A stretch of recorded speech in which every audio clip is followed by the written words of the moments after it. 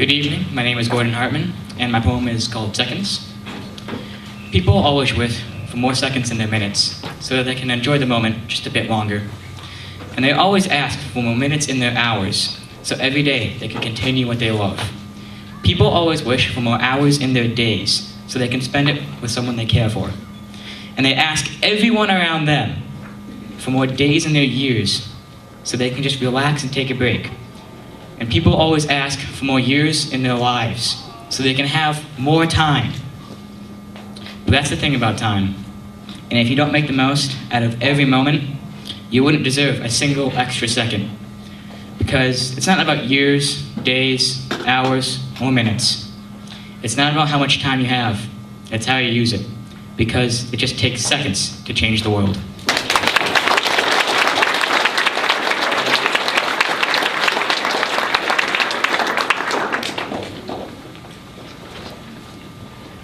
Great Wolf Fun by Caitlin Morano. Get into the room at Great Wolf Lodge like it's a magical world. Everything is wood. People running down the halls. Think what fun it will be. Getting bathing suits on. Go down to the water park. Waves splashing from the wave pool. Go into some kiddie slide. Ah, I scream as I'm going down tornado. Scary, screaming all the way down. Think what fun it will be. Get into the arcade. Games are screaming. Cards are sliding.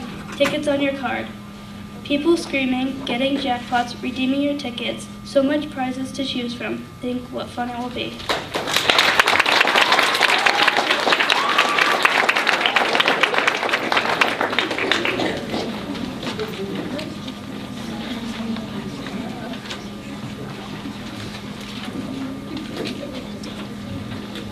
Hello everyone.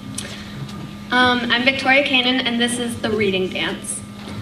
There I am, alone and bored, glancing around hopelessly, waiting for something to do. Across the way it lies, calling to me in a whisper. I grasp onto the silky cover, feeling the luxury of letters tickling my fingers. Overwhelmed with excitement, I flip through the pages, slowly at first, then faster, performing a dance with my eyes, the reading dance. The scene flashes before me, my stomach lurches. I am falling into the book, flailing as I fall ferociously, landing loosely on my feet, swooning through the story. The characters come alive, like entering a dream. When they run, I run. When they fall in love, I fall in love. When they die, a part of me is dying, mentally attaching me to those in my book. When I finish one, a spark of inspiration crawls into my mind. It forces me to write. When I write, others read my writing, inspiring more reading, creating a circle of read. It goes round and round, swirling like a Ferris wheel, delicately like a dance, the reading dance.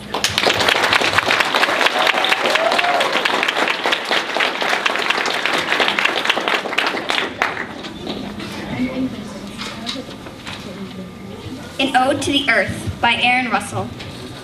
The earth is like a pet. It can help you if you take care of it, but if not, it gets sick and starts to fall apart. Then poof, it's gone, which ruins everything, including us. Items that people wouldn't usually think of pollute the land and waters. Pesticides, poison, and other pollutants. Earth will care about us if we care about the earth. The earth is a flannel blanket whispering, "I will protect you." A crying infant reminding us it's our job to take care of it. We can't just take, we need to give. Dying animals and habitats, collapsing oceans and seas, unsafe water, global warming. Pay attention, people! Humans created an evolution, and now we kill it, but we can change our ways of life to help the place that gave it.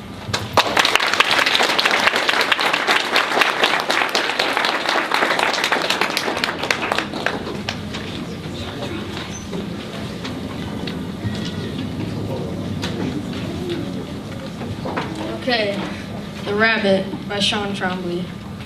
One day he came, that vicious, grass-thirsty, lawn-ripping ball of fur. Thinking he's a kangaroo, pouncing all over the plain of green. My dad whacked his behind with a stick, but he never learns. Always sneaking past our new white fence, like he's some sort of secret FBI agent. Digging a crater in that fresh earth, soon he had enough. Gone for 5 months, until, after a family dinner, we pulled into the driveway. There he was, snuggling on the grass like a baby kitten. My father revved the wheels. Off he went, fumed with rage. He drove the car on the lawn, threatening to flatten the little fern hut. But he got in his game and scampered away. I think he's getting a taste of it, but still, he has no care for lawn maintenance.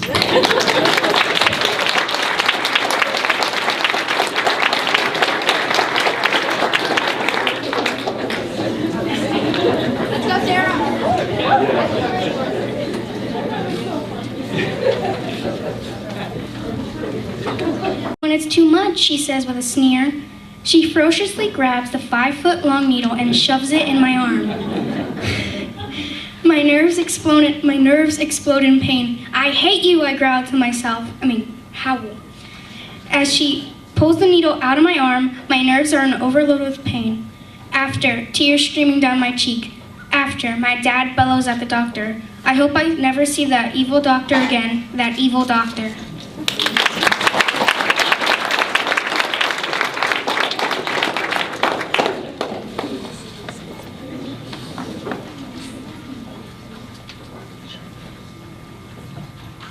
Narragansett by Jamison Belleville.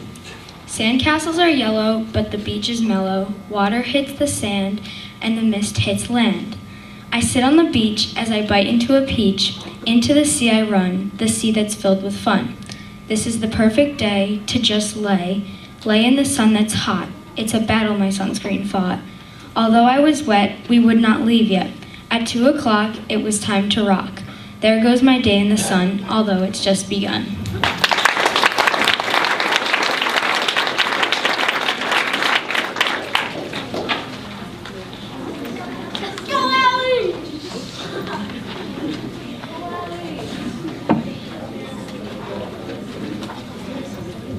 Okay, this is the Jaws Booch poem by Ali Landolina. Come on, Allie, an insistent teenage boy yells to me with the most uncomforting smile. I'm standing on a long plank of wood that is at least 35 feet in the air. I glance down. I shouldn't have glanced down. Sharp water gushes through rocks in the water below me. I take such a deep breath that my lungs feel like overblown balloons ready to pop. I gravely close my eyes shut and slowly take my foot off the ledge. I paddle my feet like a small dog, as quickly as I can while trying to ignore the sound of my heartbeat pounding in my throat. My stomach drops to my feet. I hug my knees into my chest as well as I can while the pressure of the air thrusts me in all different directions. I flail left and right, back and forth. The inability to control my movements is taxing and maddening. I think my heart is trying to abscond through my throat, and my stomach is attempting to flee through my feet. Smack. And just like that, it's over. My body crashes into something solid. I begin to descend into the bitter water that sends an unpleasant chill up my spine. When my body is fully submerged in the raw ocean, I realize that other than the lustrous scarlet color that has swallowed the entire left portion of my body, I've made it to the water, perfectly pristine. I steadily scale the slippery rocks that lead to the blistering sand, unaware that my friends are there awaiting my arrival. I flash a wicked grin. Your turn.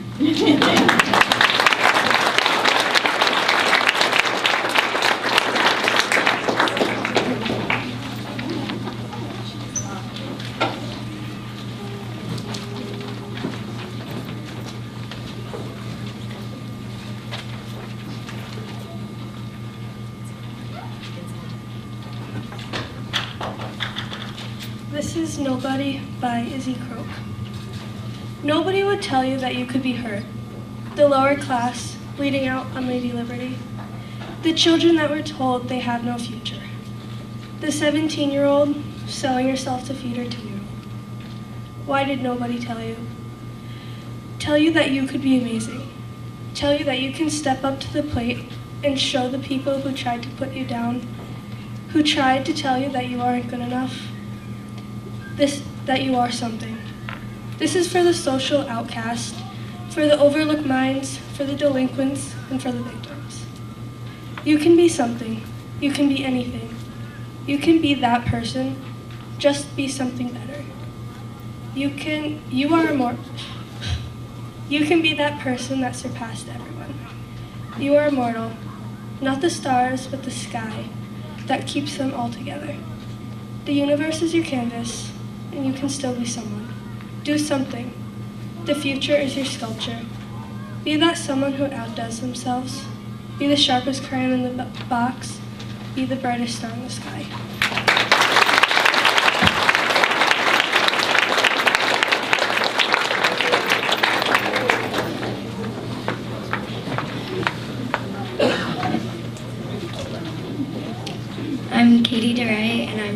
seeing a beautiful rose. A rose is not just a flower, its prickly thorns have power. A rose is such a pretty sight, but to enemies it can put up a fight. The rose grows over time into a rainbow of colors that's so sublime. A rose has lots of meaning to me, but also to a bumblebee.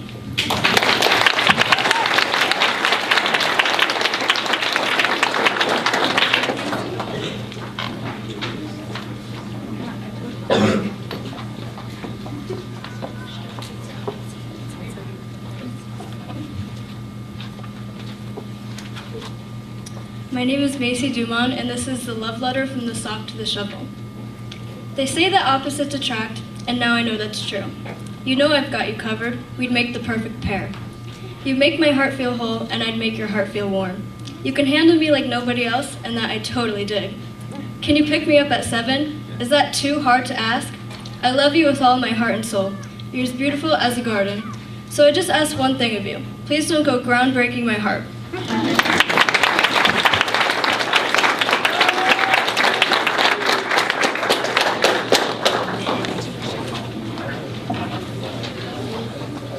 I'm Nate Welsh. I'm reading an ode to the library. The building sits on its own little hill, its royal chair, and waits to be opened, an impatient time capsule.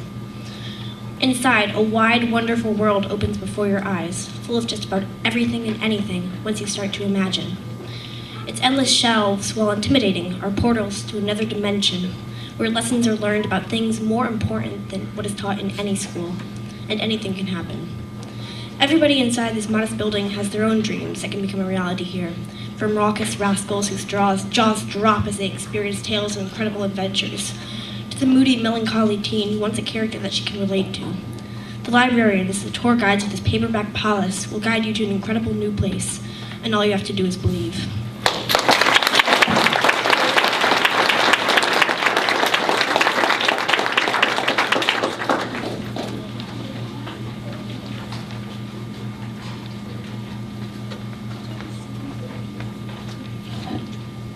So this poem's about my old cat who passed away a while ago. Tiggy, by Morgan Benwer. I just wish you knew how much you mean. This is to you. I hope you hear me. Forgive me. I'm lonely. I just need you. Understand me. You are my concrete wall, holding me up, keeping me together. Lately I feel like a wrecking ball's found its way here to take us down, tear me apart.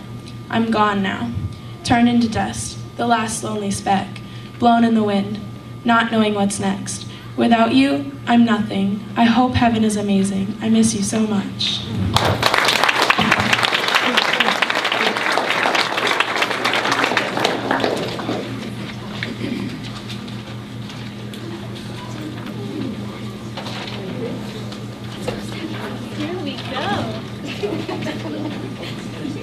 Hi everyone, I'm Stephanie Crocker, and my poem is called I Cannot Stop Talking. I cannot stop talking, so please stop gawking. Yes, it is an affliction, or maybe an addiction. I know I will keep blathering into my grave, and there is no one I can save from my incessant gabbing and vexatious blabbing. You see, I know I'm loud, and I'm not really proud. They all say it's odd. Yes, I know I am flawed. This disorder is just too cruel, and it gets in the way during school. My volume seems broken, and I can never be outspoken. I really need saving, because for words I have craving. And if it was up to me, you surely would see, this poem would go on forever, and the end would be found never. But I must finally be done, and while this talking is much fun, the finale is near, and you will finally hear the silence of Stephanie Crocker. What a shocker.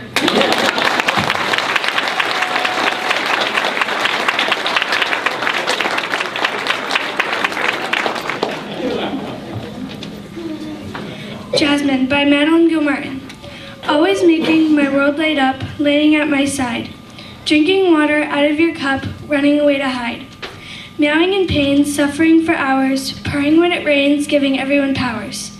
Your shiny black fur, having delightful times in my room. I cherish listening to your purr. You are prettier than the moon. Big yellow eyes, the size of the sun, cuddling away the night. Makes me want to have more fun ferociously playing pretend fights.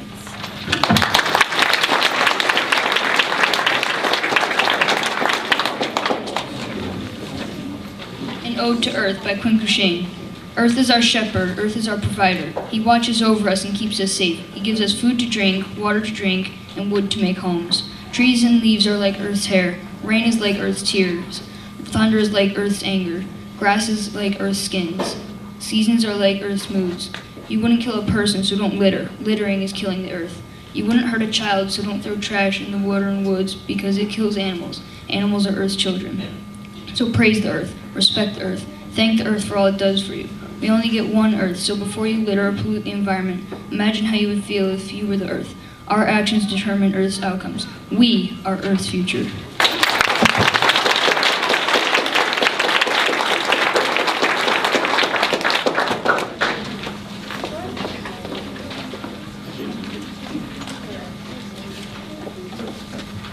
Two Words by Jordan Keto.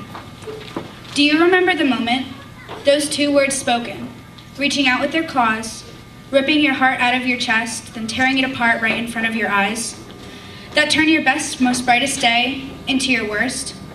Do you remember how it felt in that moment, like nothing could ever bring you back from that place of darkness inside you, from the hole in your broken heart, from the void that now lies within you?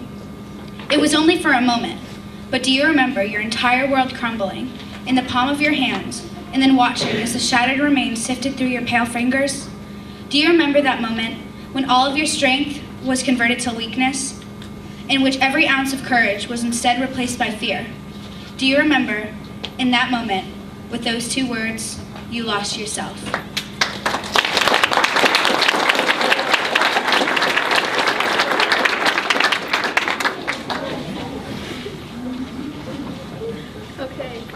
This is the painting by Veronica Orkney. Curving, coloring, creating lines. Artists probably repeat this multiple times, filling and shading this marvelous picture at this. You Are Blank by Joy Lee. Snow White and naive, living on a planet of smokestacks and ghost towns at dusk. You're always trying to paste a personality out, yet the glue you use is cheap, bought at the dollar store. It isn't possible to wake up one day, open your eyes, and say, I know who I am. Because we are stumbling through the pink-coated sidewalks, sweet, pretty, rough, building bruises on top of your kneecaps, and layering band-aids on paper cuts, bleeding blue. We are falling through paper-thin mountains, glazed with memories and overdue homework. You aren't sure about who you are, or what you are, or what's your favorite food. You always look into the mirror, finding fake smiles and a reflection of someone different. Emotions smeared across your eyes, silver glass ran across your cheekbones, and you still don't know why, but that's just how everything works. You turn around to see a million images, flipping notebooks, photo albums, yet you can't find the one you adore. You expected to see someone sitting on a cloud of success, snapped into a photograph, but all you see is yourself, crowned with a ring of uncertainty and embraced with the mistakes you made, trying to find yourself in a world of bended light and satisfaction.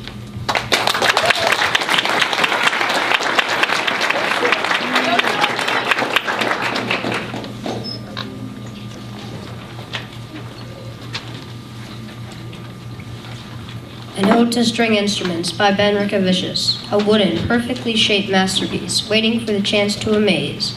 Strings like gold, but also like feathers, lifting the bow, pick, or fingers. It is ready to go on an adventure. The bow runs up and down the strings, creating a calm and soothing sound. As the pick dances into a wild strumming pattern, the crowd cheers and applauds. Harmonics, arpeggios, and trills add twists and turns in the song. Once the final bow lights the air, the roller coaster has ended. It gets a little bored and begs to play again. String instruments deserve an ode and keep the world filled with peace and harmony.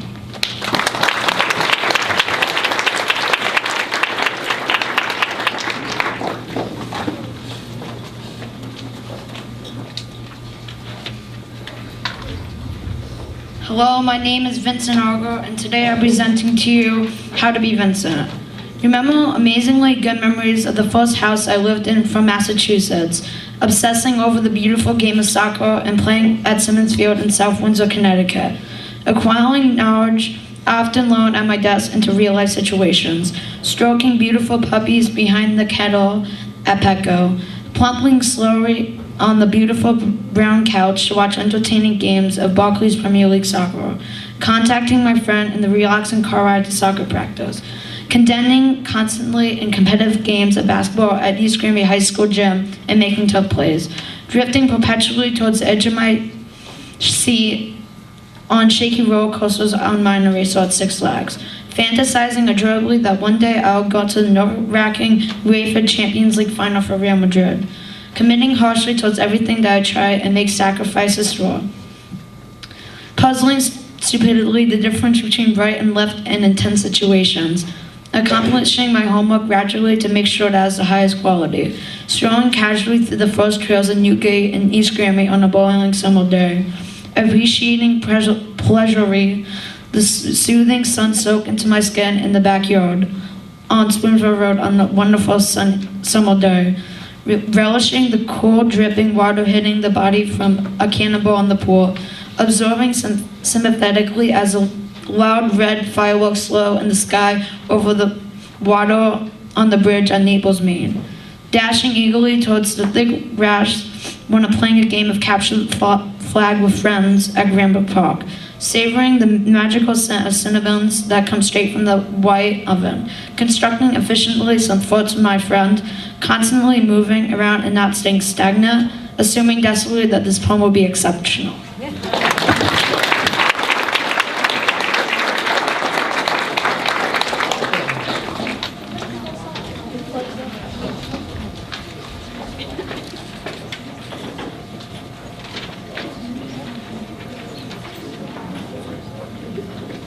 Popularity Contest by Samantha Borsari. Why? Why are you constantly changing yourself as though you are imperfect, filled with flaws? Why? Why do you alter your personality like the plot twist of a novel? 1 minute you are poker face, like the Mona Lisa. The next, you become well-spoken and confident, like a world-renowned leader. Your so-called friends impact your decisions and life plans, like they are your advisor, boss, or better yet, master. You follow the crowd just as a dog is led on a leash. Your ideas, creations, and personality are put under lock and key. Your image is never a constant, just like the sketch pad of a realistic artist. You are a block of clay that is molded again and again just to please others. You put up a mask to deceive those of your true identity, as though you are hiding from the evils lurking in the shadows. To you, the need to be accepted, the need to be loved, overpowers your will to reveal your true self. To you, life is about winning that overrated popularity contest that turns people into imposters and false imagery. It does not matter whether 1/2 or 3/4 of you is deceitful. As long as you keep fooling yourself, you can continue playing that role of another person. You can be that sculpture that is constantly modified. No one will know of your false impression except the person closest, you.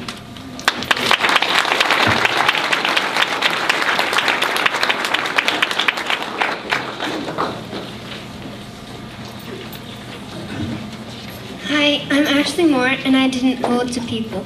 Living everywhere, all the same, but treated differently. Graceful girls and manly males, treated like unworthy queens when treated like amazing kings. Torn clothes, but perfect ones too. People are treated less than who they are, yet more than what they are. Still all the same, living everywhere.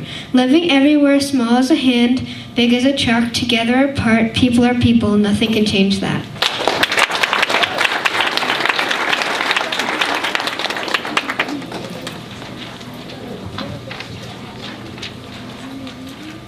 Hi, I'm Tina Iqbal, and this is an ode to the tiger. Like a shadow in the grass, the tiger stalks forward, its magnificence evident to all who pass, this elusive mystic lord. Her coat-like silhouettes across the sunset, black, bare tree branches arching wildly, that piercing glare that one cannot forget, fiercely majestic, to put it mildly. The tiger prowls near to the pond, watching warily from the water, Of observing from here she is quite fond, seeing lesser subjects totter. The beautiful yet deadly, king of all beasts, ruling a kingdom with natural ability, truly stunning and capable of many feats. Joy to the royal tiger, the poised, proud ruler. In her eyes burns a fire that must last far, far into the future.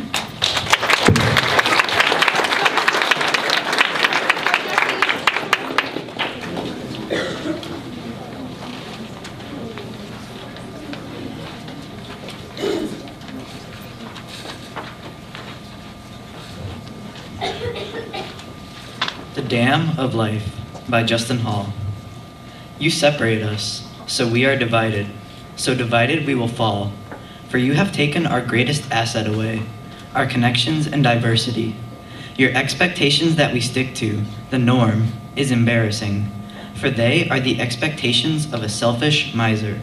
You strive to make us as bland as possible, and the ways we have to express ourselves are limited. We are expected to fit into the little niches and cracks you have prepared for us, like bodies in a row. And when you seemingly give us what we want, what we've strived for since birth, pacification from the negative, you see that pacification comes in many evil forms. You feed it to us, like pigeons from a bench. We eat up the technology, the iPhones, the beauty products, the video games, and the stereotypes. They are shoved down our throats and we act like we enjoy them. For the thing that you have tried to rip from us, the thing you won't understand, is our human self. You are playing with the wild card of human imperfection, for we are unpredictable creatures.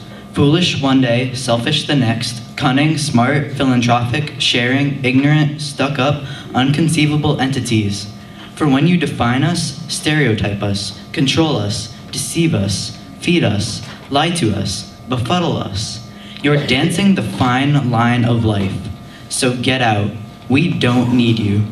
Shake off the bonds of society.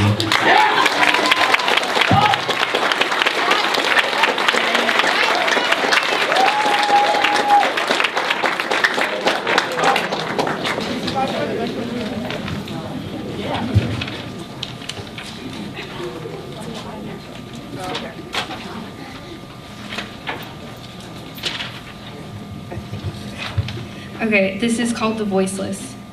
For all those people that thought they didn't have a voice, that figured they would have to bear the world's weight on their shoulders, that were reminded every day that they weren't worth the gums stuck to the soles of their worn shoes, that thought they would have to do it alone and that no one would ever understand them, stop. Realize that you're not alone, that you never were. You may feel like it. They have no shoulder to cry on and no one to catch you when you fall. But the world will brace itself for you. Start feeling important because you are. Understand that you're not the seed that needs to be planted, but the planter itself. You are not the pottery that needs to be shaped, but the potter that shapes the clay. You are not the person who is hanging from a cliff, but the cliff clutching onto the person, not letting them fall. You can be the one to climb a mountain with no path, and you can be the one to run into war with no weapon. But you can also be that one that instead of thinking they can do something, they will. You will be that person that was once a follower, but is now a leader. You will be that person to take risks and dangerous tasks. You will, because that is who you really are. You are meant for greater things, and greater things you will see. You are an individual who won't be pushed back down. Instead, you will push others up. And once you do, they will look back at you and thank you for being that wind that blew them places that they thought were impossible. You are that person that when you start to cry, it starts to rain. You are the person that when you take a stand, the ground trembles. You are the person that believes falling down is a stepping stone. And you are that person that will forever be something greater than anyone ever thought was possible. Why? Because you found your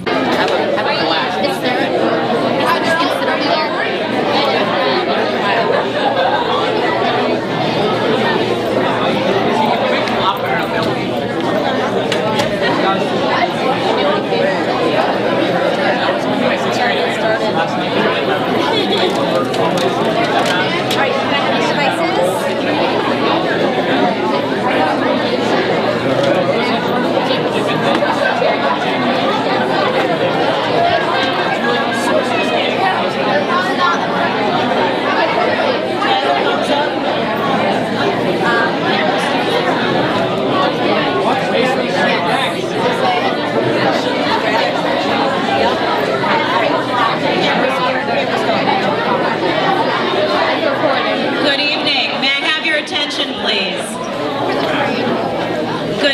Okay, we're ready to start. Thank you. I'd like to welcome you all to the 7th Annual East Granby Poetry Cafe Night.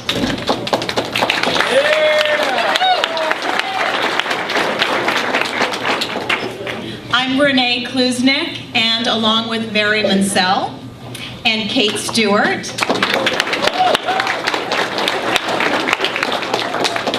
we are all truly honored to have your children perform their original poetry this evening. Tonight we have 39 brave students stepping out of their comfort zones to share personal poetry. And then, just to add a slightly more intense challenge, perform for an audience of well over 100 people. So, thank you for being our audience tonight. Please feel free to continue to help yourself to the refreshments throughout the evening. And with that, I'd like to welcome our first poet, Jade Kiang.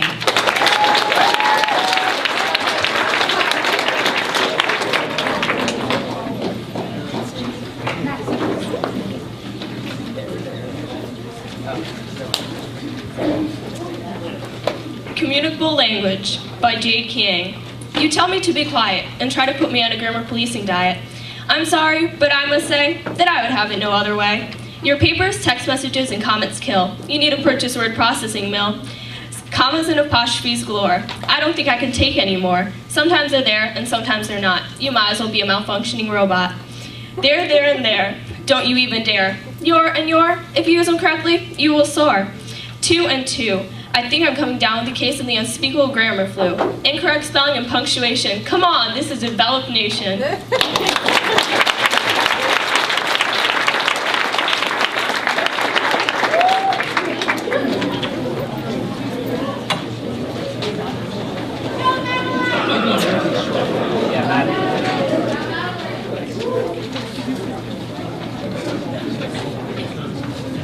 Ode to Ireland by Madeline Stone. Miles of green and yellow farmland stretched beautifully across County Carlow. The indecisive sky high above, flashing a bold blue sea, hailing diamonds that pelt my skin or drowning me in rain. The smiles on our faces shine brightly continuously without failure, no matter the weather.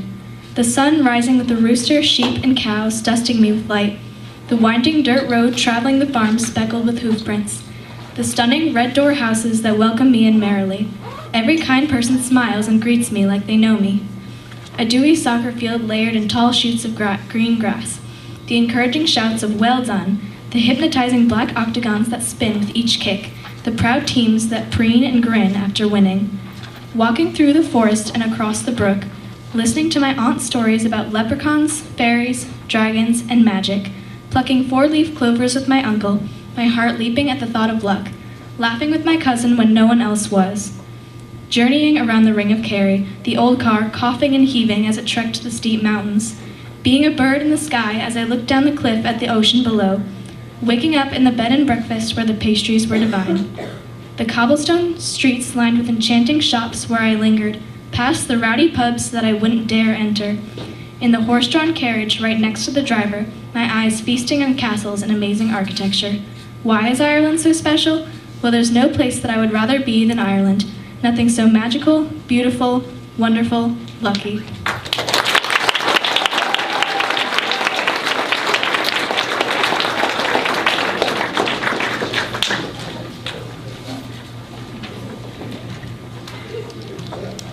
Hi everybody, my name is Kaylee Goberman and I'd like to share with you my poem, The Weeping Willow. I keep my silent vigil, never to move or speak. My many limbs sweeping the ground, my wooden back bent like a mourner.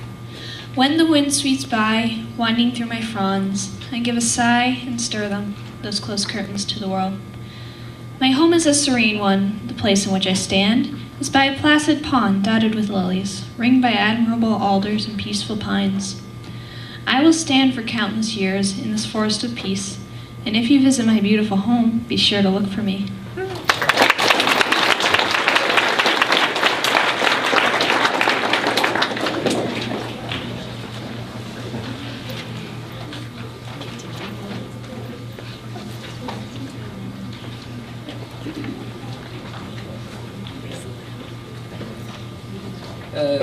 I'm Michael Silas. I wrote That Red-Winged Bird.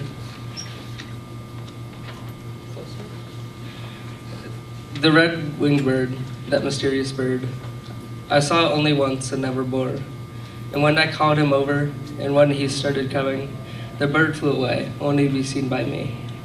And when I took that picture, the bird stood extremely still.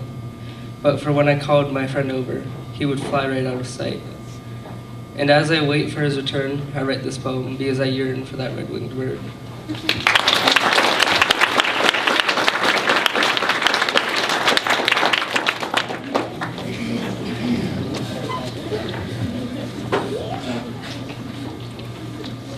Hi, I am Zachary Latoni, and this is my ode poem. My dogs are the thing that love me no matter what. They give you hugs and kisses. They always make me feel happy no matter what state I'm in. When I come in the house, they're stampeding buffalo. Their taps are like 1,000 pennies hitting the floor at different times. They make me feel greater than what I am.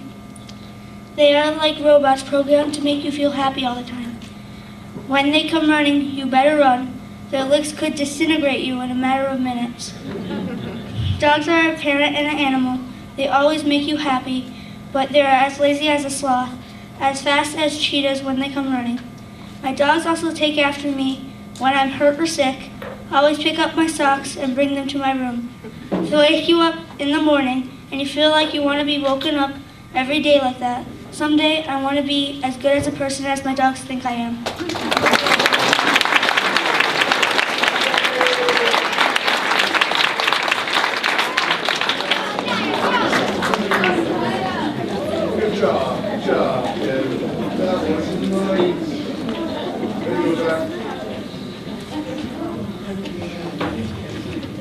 This is The Necklace by J. Bidet. As I walk out of the school, tearing up, my mom comforts me like a pillow. Let's go get ice cream to cool down that voice of yours. We enter the car, ready to go. I almost forgot we have to go to a Leah Sophia jewelry sale. We got out of the car and we walked up to the perfect clean stairs. I was excited to see what I might look at. I looked at everything. Nothing I wanted was there. As my mom got in line to cash out, she told me to look at the clearance table. She knew I never liked anything at the clearance table. There was no hope. At the clearance table, there was a plastic jar full of necklaces no adults would ever like. But when I looked inside, like it was calling out to me, I found exactly what I was looking for. The necklace shining like there was a diamond on every chain.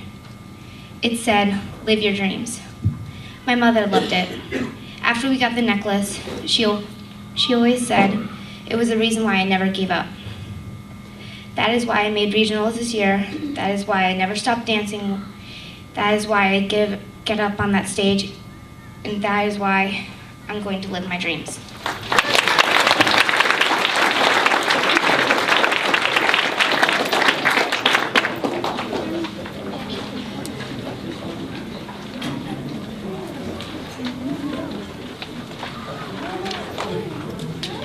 Hi, my name is Anna Moody, and I'll be reading Things I Think on the Daily.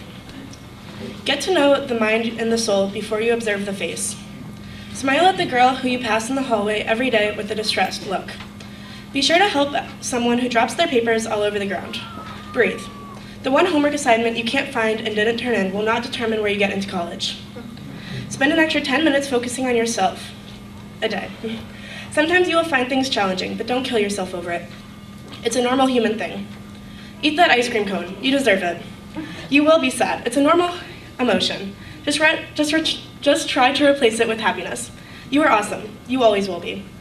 You are not where you were yesterday. You are not where you will be tomorrow. Sometimes that is good.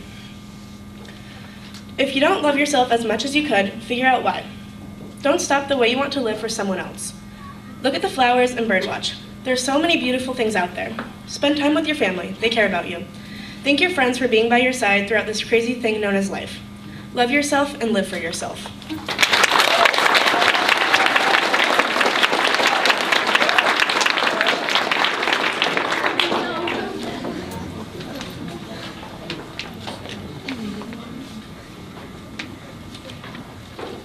Old Cape Cod.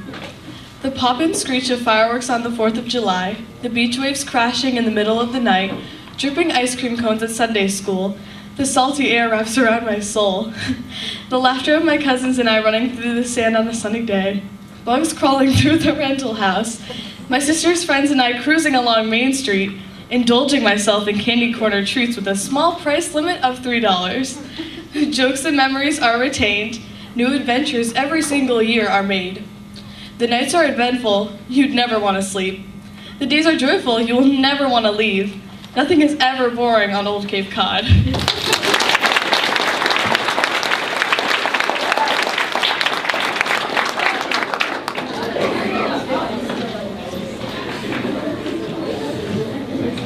Ode to the Evil Doctor by Madison Duplin.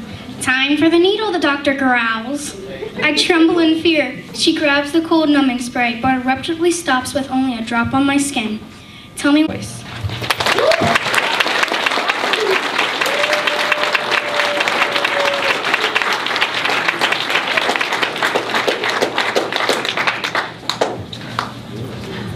Thank you so much for coming out and supporting the poets of EGMS. Let's give them one final.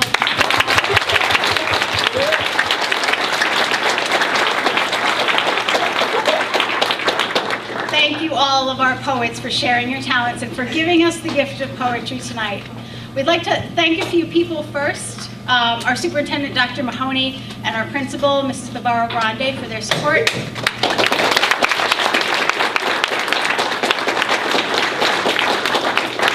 And also many thanks go out to the custodial staff as they help us to reinvent the high school's commons into the cafe atmosphere you see tonight.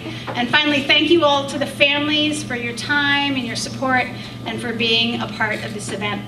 We hope you've enjoyed the poems and the treats. There are extras, so take some for home. You gonna do that, Zachary? Just take 3 or 4? Okay. And we'll look forward to see you again at another installment of Poetry Cafe 8. I believe so. Thank you. Good night.